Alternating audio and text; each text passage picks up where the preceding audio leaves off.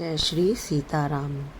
एक समय की बात है जब नारद जी तपस्या करके आए और कामदेव उनको हिला भी न सका, तो उनके मन में अभिमान आ गया। नारद जी के मन में अभिमान आ गया तो भगवान ने कहा कि मुझे इनका अभिमान हटाना है। तो उन्होंने क्या किया कि रास्ते में एक 100 योजन का नगर रचा और उसमें भांति भांति की तरह तरह की चीज़ें बनाई जो कि बैकुंठ से भी अधिक सुंदर थीं। और बहुत ही सुंदर सुंदर वहाँ पर लोग रहते थे। और वहाँ पर एक राजा था शीलनिधि, जिसकी एक बेटी थी बहुत ही सुंदर, इतनी सुंदर कि लक्ष्मी जी भी मोहित हो जाएं।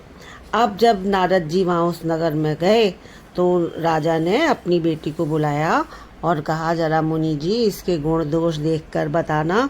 तो वो उसके रूप को देखकर मुनि वैराग्य भूल गए और बड़ी देर तक उसकी ओर ही देखते रह गए। उसके लक्षण देखकर मुनि अपने आप को भी भूल गए और हृदय में हर्षित हुए कि ये तो इतनी सुंदर है, जो इससे ब्याहेगा वह अमर हो जाएगा और उसको रणभूमि में कोई जीत न सकेगा। तो अब सब लक्षणों को सोचकर उन्होंने अपने हृदय में रख लिया और सोचा कि कुछ ऐसा उपाय करूं कि ये राजकुमारी मुझे ही वरे, पर उसके लिए सुंदर रूप चाहिए।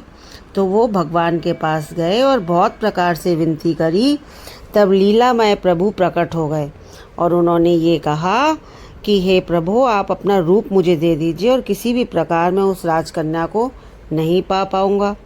तो बस उन्होंने भगवान जी ने कहा, जिसमें आपका भला होगा मैं वो ही करूँगा, और उनको रूप दे दिया। अब जब वहाँ जाके बैठे स्वयंवर में तो राजकुमारी वहाँ से हट गई और उसने जो राजा के रूप में भगवान जी बैठे हुए थे उनको वर लिया। अब जब वहाँ पर शिव जी के गण बैठे हुए थे वो उन्हें मुनि को देख देख के हंस रहे थे।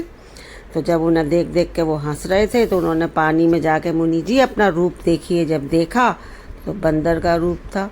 तो बस फिर तो वो क्रोधी हो गए बहुत ज़्यादा नारद जी, और उन्होंने जाके विष्णु भगवान को श्राप दिया कि तुम भी स्त्री के वियोग में ऐसे ही घूमोगे और बंदर ही तुम्हारी सहायता करेंगे। तो बस थोड़ी देर बाद भगवान जी ने सब नगर, राजकुमारी सब गायब हो गया वो सब। तो उन्होंने कहा, ये तो मैंने माया रची थी। अब तो नारद जी बहुत बहुत बहुत उनके चरणों में गिड़गिड़ाने लगे, विनती करने लगे, प्रभु मुझे माफ़ कर दो, प्रभु मुझे माफ़ कर दो। पर वो अब तो कुछ नहीं हो सकता था। अब तो जो उन्होंने श्राप दे दिया उसको फलीभूत होना ही था। तो बस अगले उसमें युग में भगवान जी बने राम और सीता जी को ढूंढते रहे और वानरों ने उनकी सहायता करी। इस प्रकार भगवान